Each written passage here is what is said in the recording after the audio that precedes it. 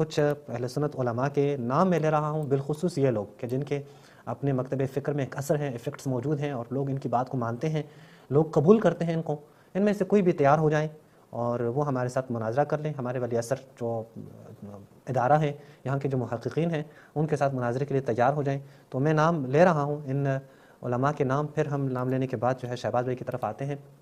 سب سے پہلا نام جو ہم لے رہے ہیں وہ خود جناب چانڈیو صاحب کی ہی مکتب سے ہم شروع کرتے ہیں، تاکہ پھر کوئی یہ نہ کہیں کہ چانڈیو صاحب کا مکتب دیوبند ہے، آپ نے کس کو مناظرے کے لیے یہاں پہ لے کے آئے ہیں. تو پہلا نام ہم ایک ایسے شخص کے لے رہے ہیں کہ جس کو پہلے بھی ہم دعوت دے چکے ہیں اور کلپس ریکارڈ کر چکے ہیں اور کلپ بھی کافی لوگوں نے دیکھا ہے.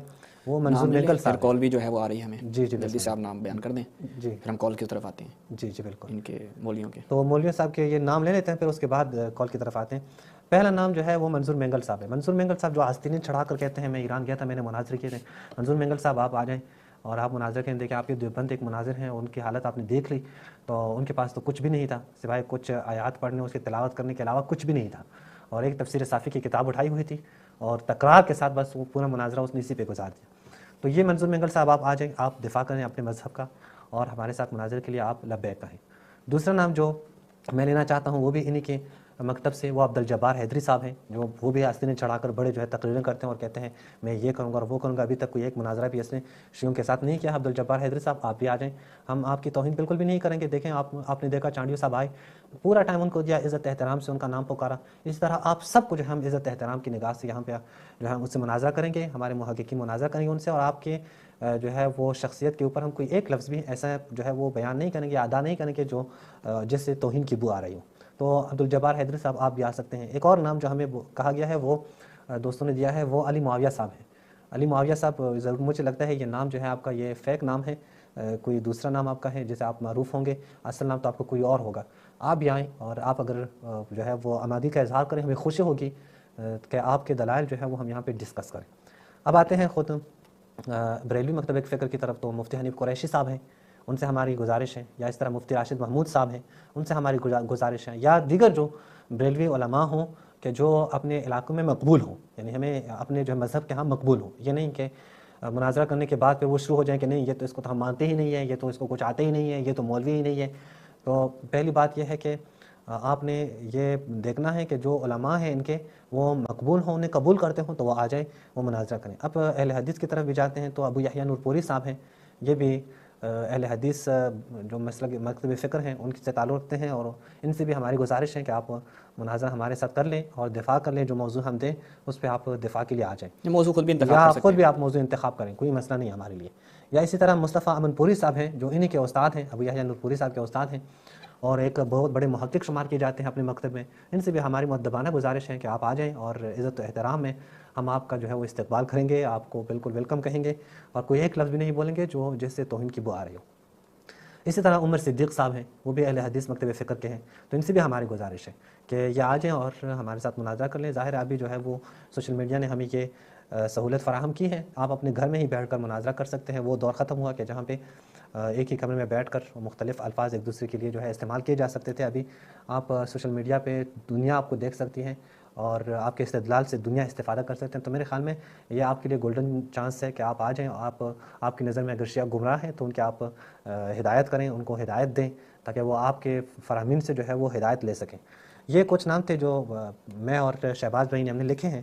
ممکن ہے ہم سے نام لکھنے میں کوئی کوتاہی ہوئی ہو کہ دیگر جو ایسے لوگ ہوں کہ جو مقبول ہوں اپنے مسلک میں، جن کے نام ہم نے جو ہے نا یہاں پہ نہ لکھو، ہم سے مس ہوئے ہوں، ان سے ہمارے گزارش ہے. بلکہ ہم کہتے ہیں کہ تمام کے تمام افراد کے جو جن کو مذہب جن کا اپنا مذہب ہے، جو مسلک ہے وہ قبول کرتے ہوں، سب کے لیے ہمارے یہ دعوت ہے کہ وہ آئیں ہمارے ساتھ مناظرے کے لیے آمادگی کا اظہار کریں انہی 15 دن میں.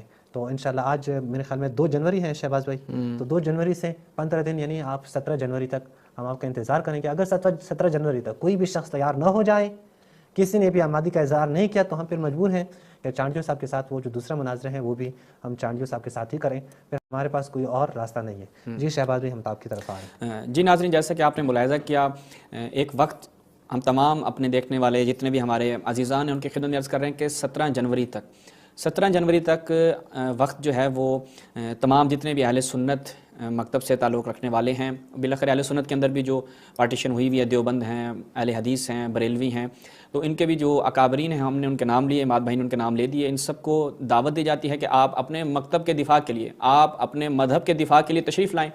جو آپ کلپس بناتے ہیں، مفتی راشد جیسے لوگ کلپس بناتے ہیں، یا دیگر افراد جو بیٹھ کے مفتی حنیف قریشی دیگر بیٹھ کے کلپس بنا رہے ہوتے ہیں، اور وہ اللہ یاری کے سامنے نہیں جاتے، وہ کہ جی اللہ یاری اس کو خود اس کا مذہب اون نہیں کرتا، اور وہ ایک غالی شیعہ ہے وغیرہ وغیرہ، جیسے آپ وہاں سے جان چھڑوا جاتے ہیں، یا وہ مائک کاٹ دیتے ہیں، جو بھی آپ کے مسائل ہیں. لیکن جیسا کہ آپ دیکھ چکے ہیں، یہ جو مناظرہ ہوا چانڈیو صاحب کے ساتھ نہایت ہی مؤدبانہ، نہایت ہی اخلاقیات کے دائرے میں رہتے ہوئے اور علمی مناظرہ تھا. البتہ ایک طرف سے، دوسری طرف سے جو ہے وہ کچھ مسائل تھے.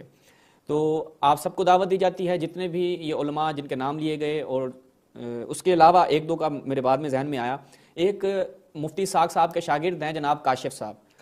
جناب کاشف صاحب کہتے ہیں کہ میں ایران گیا تھا، میں نے ایرانی مولویوں کی جناب چیخیں نکلوا دیں، وہ میرے سوالات کے جواب نہ دے سکے.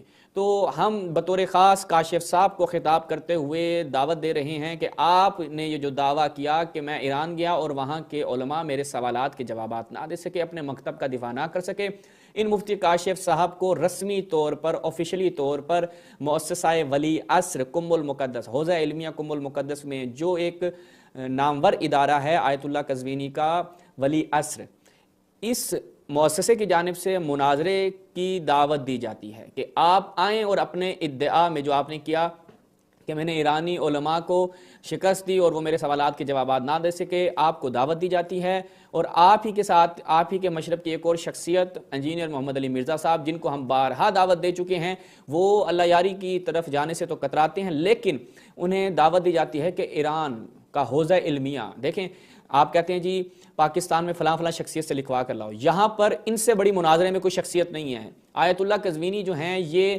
نمائندہ شخصیت ہیں کس کی؟ جتنے بھی یہاں پہ مراجع ہیں ان کی طرف سے مناظرے میں جس شخصیت کو آن کیا جاتا ہے وہ آیت اللہ قزوینی ہے. یہ ان کا ادارہ ہے مؤسسہ ولی عصر. اس کی جانب سے انجینئر صاحب کو بھی دعوت دی جاتی ہے کہ بسم اللہ تشریف لائیں.